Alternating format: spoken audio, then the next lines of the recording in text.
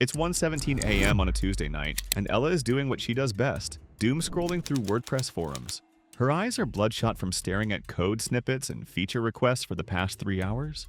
She's about to call it a night when something catches her attention. A post from a user named Dan the Plugin Guy catches her eye. Old plugin, free to good home, simple pop-up opt-ins, 22,000 active installs. Just tired of maintaining it. We'll transfer ownership for $1 to someone who'll take care of it.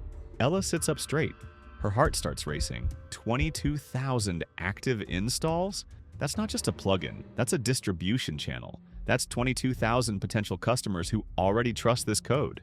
She clicks the link, and what she sees changes everything. The plugin is called Simple Pop-Up Opt-ins, and it's exactly what it sounds like. A basic tool that lets website owners create email capture pop-ups. Nothing fancy, but it works.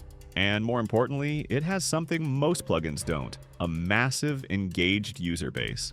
Ella digs deeper. The plugin has been around for 3 years, maintained by a 63-year-old retired teacher named Dan, who built it for his own website and then shared it with the community. He's not a developer by trade. He's more into woodworking than widgets. But he's consistent, and users love him for it. The comments are filled with things like, Dan always responds to support questions, and this plugin just works. But here's the kicker. Dan's only monetization is a small Buy Me a Coffee donation link. No premium version, no upsells, no affiliate program. Just pure, unadulterated value given away for free. Ella's mind starts racing. What if she could take this foundation and build something bigger? What if she could turn those 22,000 free users into paying customers? Before we go any further, let me explain why Ella was so excited about this opportunity. WordPress plugins are one of the most underrated business models in tech, and here's why. Number 1. Massive distribution. 40% of the entire internet runs on WordPress. That's hundreds of millions of websites, all potential customers for your plugin. Number 2. Low overhead. You write the code once and it can be downloaded and used by thousands of people. No inventory, no shipping, no customer service calls at 2 a.m. Number 3, built-in upgrade path. Start with a free version to build your user base, then offer premium features, then maybe even a SaaS version. It's the perfect funnel. But here's what most people miss. Existing plugins with active users are like buying a business with built-in customers. You're not starting from zero. You're taking over an already functioning product with real users who have real needs. Ella no desperdicia el tiempo. She emails Dan immediately, and within 24 hours, they're on a Zoom call. Dan is exactly what she expected, a kind, retired teacher who's more interested in his woodworking projects than maintaining code.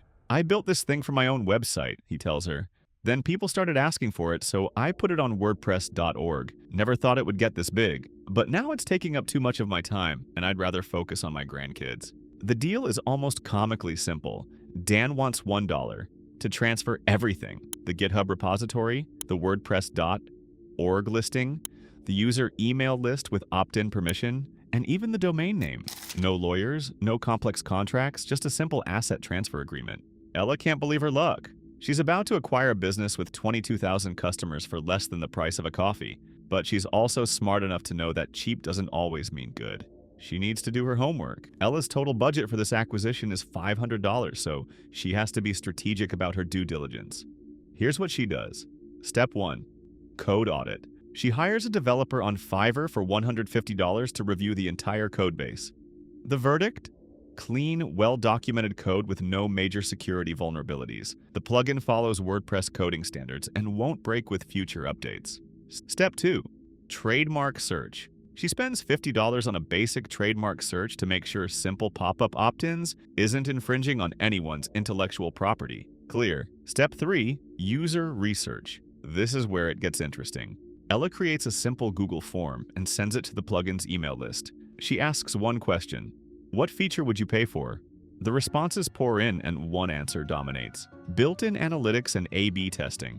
Now comes the fun part. Ella has 22,000 users who love the free plugin, and she knows exactly what they want. She creates a 90-day sprint to transform this free tool into a revenue-generating machine.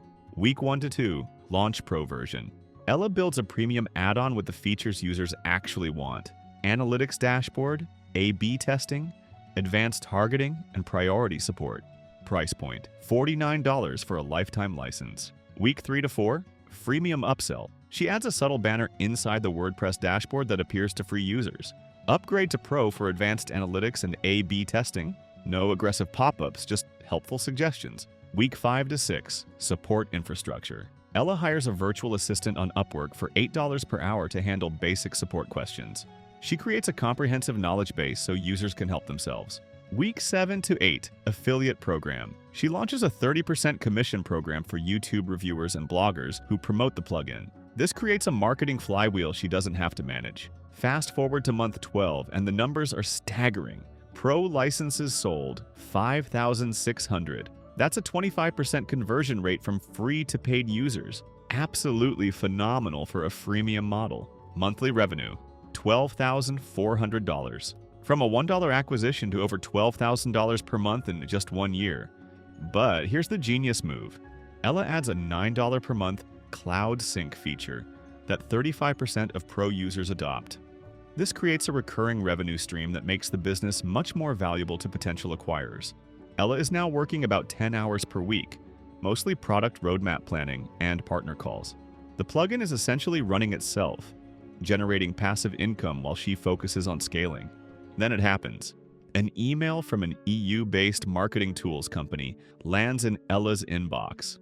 Hi Ella, we're interested in acquiring your simple pop-up opt-ins plugin to round out our suite of conversion optimization tools. Would you be open to a conversation? Ella's heart skips a beat. This isn't just any company, it's a well-funded startup that's been acquiring complementary tools to build a comprehensive marketing platform. They see her plugin as the missing piece in their puzzle. The conversation moves quickly. They want the entire business, the plugin, the user base, the revenue stream, everything. And they're willing to pay 2.5 times annual recurring revenue, a standard multiple for SaaS businesses. The offer, $245,000 cash, close in 30 days. Ella no duda. She's done the math. $245,000 for a business she bought for $1. That's a 24,500,000% return on investment. Even after taxes and legal fees, she's walking away with about $192,000 in her pocket. The closing process is smooth. The acquiring company has done this before, and they have a standard process for plugin acquisitions. Ella transfers the GitHub repository, the WordPress.org listing, and all the associated assets. She even stays on for a 30-day transition period to help with the handover. But here's what's really interesting.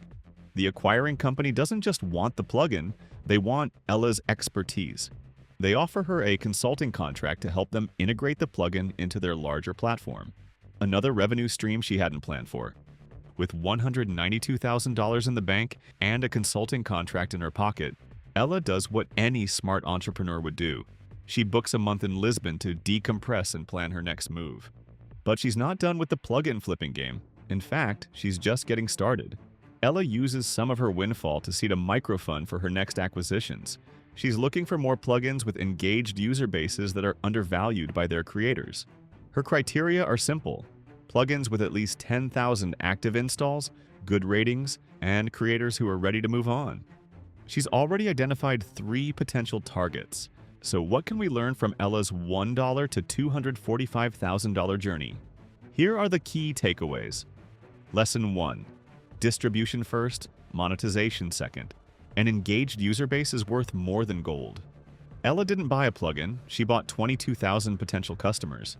Lesson 2. Tiny deals, huge upside. Micro acquisitions minimize risk while maximizing potential returns. If Ella had lost everything, she was only out $1. Lesson 3. Listen to your users. That simple survey revealed the exact feature that would drive 6-figure valuations.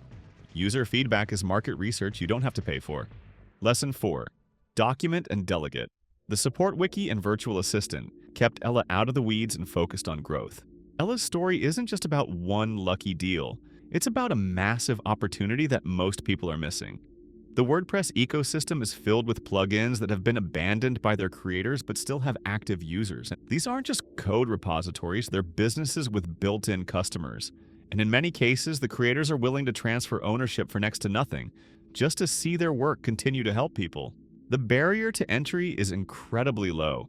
You don't need to be a developer to acquire a plugin business. You just need to understand user needs and be willing to invest in growth.